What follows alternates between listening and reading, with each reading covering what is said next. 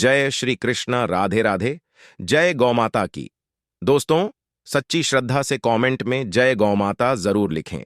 नमस्कार दोस्तों, स्वागत है आपका एक बार फिर से आपके अपने YouTube चैनल शास्त्र ज्ञान पर। गाय माता ने स्त्रियों को दिया श्राप। कौन सा श्राप दिया जो आज हर मनुष्य और स्त्रियों को गौ माता का श्राप भोगना पड़ रहा है? जय श्री राधे। जय श्री कृष्णा। मित्रों, कैसे हैं आप सभी? उम्मीद करता हूं अच्छे ही होंगे, स्वस्थ और मस्त होंगे। मित्रों, यह आज की कहानी बड़ी ही प्रेरणादायक कहानी है, बड़ी ही मोटिवेट करने वाली कहानी है। आज इस कहानी को यदि आप सही ढंग से समझ लेंगे तो आप भी हर किसी की मदद करने के लिए तैयार हो जाया करेंगे।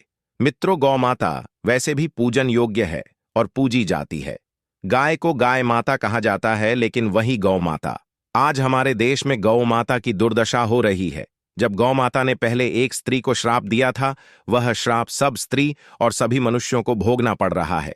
कहीं ऐसा न हो आज इस कलयुग में भी ये बहुत सी गाय जो दुखी हैं वह श्राप न दे दें, तो कहीं प्रलय न हो जाए। मित्रों, आज की कहानी शुरू करते हैं। उससे पहले एक निवेदन करूंगा आपसे। आप हमारे इस चैनल पर पहली बार आए हैं, आपने अभी तक इस चैनल को सब्सक्राइब नहीं किया है, तो आप पहले चैनल को सब्सक्राइब अवश्य कर लें, यह हमारा आपसे निवेदन है। बेल आइकन घंटी को अवश्य दबाएं, जिससे जो भी हम वीडियो अपलोड करें उसका नोटिफिकेशन सबसे पहले आप तक पहुंच सके। आप किसी भी जानकारी से, किसी भी ज्ञान से वंचित न रह सको। मित्रों, हो सके तो अपने सगे संबंधी मित्रों, रिश्तेदारों के पास तक इस वीडियो को शेयर अवश्य करें।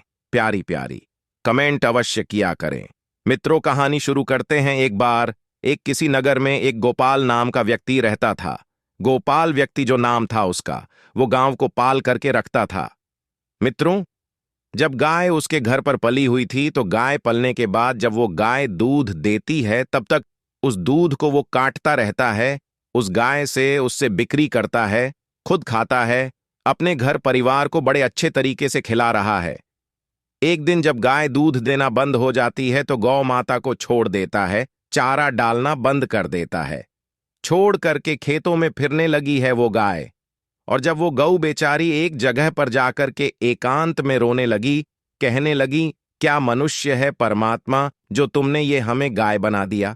हमारे साथ बहुत अन्याय किया कि ये मनुष्य ऐसा है कि इसने जब तक हमने दुग्ध दिया तब तक तो इसने हमें अच्छा चारा दिया, भरपेट भोजन कराया, लेकिन जैसे ही दूध देना में बंद हो गई, इसका मतलब निकल गया, इसने हमें छोड़ दिया। सर्दियों में दर दर की ठोकर खाती हूं, गर्मियों में धूप सहन करती हूं, भूखी भूखी फिरती हूं। क्या करें, कहां जाएं? मित्रों, गौ माता रोती बिलखती हुई घूम रही थी। धीरे धीरे जंगल में रहती है, जो भी घास मिलती है उससे चरती है। अब तो कुछ समय बीता। एक दिन जब गाय गर्भवती हो जाती है, तो गर्भवती गाय जब 2-4 महीने हो जाते हैं, उसके बाद घूमते घूमते एक किसी नगर के पास में पहुंच गई। एक नगर के पास में जब पहुंची है, तो एक मीना नाम की स्त्री ने, मीना नाम की औरत ने उस गाय को देख लिया और उसके मन में लालच आ गया कि मैं इस गाय को पकड़ लूं, क्योंकि यह गाय कुछ दिनों में बच्चा देने वाली है और यह दूध देगी। ये सोच करके जब वह वापस लौट करके गई और अपने घर पर अपने पति को बुलाना चाही, तब तक वो गाय माता बहुत से गायब हो चुकी थी। मित्रों, जब गौ माता वहां से जंगल में पहुंची, जब उसका प्रसव पीड़ा का समय पूरा हुआ, उसने एक बच्चे को जन्म दिया एक वृक्ष के नीचे। लेकिन जो मीना नाम की औरत थी, वह वहीं उस वृक्ष के पास में खेतों में घास लेने के लिए गई थी। लेकिन उस वृक्ष के नीचे गाय को देखा तो वह पास में पहुंच गई। लेकिन वह बेचारी गाय और उस मीना नाम की औरत से, एक स्त्री से, एक गुजारिश करती है, हे बहन, आज तुम हमारे ऊपर एक एहसान कर दो। क्या ये जो मेरा बच्चा है, इसे मैं अपने हाथों से तो नहीं उठा सकती हूं, लेकिन तुम मेरे ऊपर एहसान कर दो, एक मदद कर दो। किसी तरह से इस बच्चे को उठा करके मेरी गर्दन पर रख दो, जिससे मैं किसी सुरक्षित स्थान पर इसे लेकर के आज हंसने लगी। आज गाय की ऐसी बात सुनकर वो मीना गाय की मजाक बनाने लगी, हंसी करने लगी। देखो तो हम तुम्हारी मदद क्यों कर दें? ये तुम्हारा बच्चा कितना गंदा है जो तुमने अभी इस बच्चे को जन्म दिया है। इसके ऊपर बहुत सारी गंदगी है। मैं इस बच्चे को उठा करके तुम्हारे सर पर तो नहीं रख सकती, गर्दन पर तो नहीं रख सकती हूं। बार बार निवेदन किया, लेकिन फिर भी नहीं रखने को तैयार हुई। उसी समय गाय माता ने जवाब दिया, देख लो, क्योंकि यह बच्चा यदि मैं सुरक्षित स्थान पर लेकर नहीं गई तो कोई जंगली जानवर इसे मार देगा, इसे खा जाएगा, इसका जीवन ही समाप्त हो जाएगा। इसलिए मेरी मदद कर दो, क्योंकि यह बच्चा अभी नहीं चल पाएगा, कम से कम 8-9 महीने बाद चलेगा। मित्रों, उस समय पशुओं के बच्चे 8-9 महीने बाद चलते थे, जो आज जन्म लेने के तुरंत बाद चलने लग जाते हैं। ऐसा पहले नहीं था।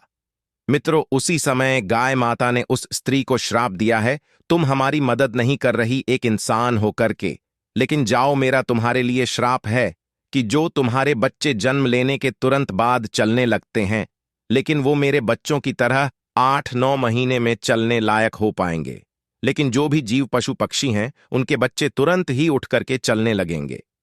मित्रों, उस एक मीना की गलती से श्राप लग गया। सभी स्त्रियों को और भोग सब मनुष्यों को भोगना पड़ रहा है।